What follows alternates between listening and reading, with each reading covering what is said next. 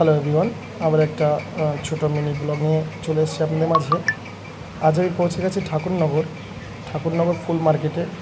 তো আপনারা কে কে ফুল মার্কেট চেনেন একটু কমেন্ট করে জানাবেন। দেখুন, এখানে বিভিন্ন রকম ফুল পাইকারি দামে পাওয়া যায়। আস্তে আস্তে মার্কেটে ভিতরে ঢুকছি, আপনাদের দেখানোর চেষ্টা করব। এই দেখুন, এখানে বেলপাতা, ফুল, তুলসী পাতা সব কিছুই পাওয়া যায় এখানে। এই যে এই ফুলগুলো কেজি দরে বিক্রি হয়।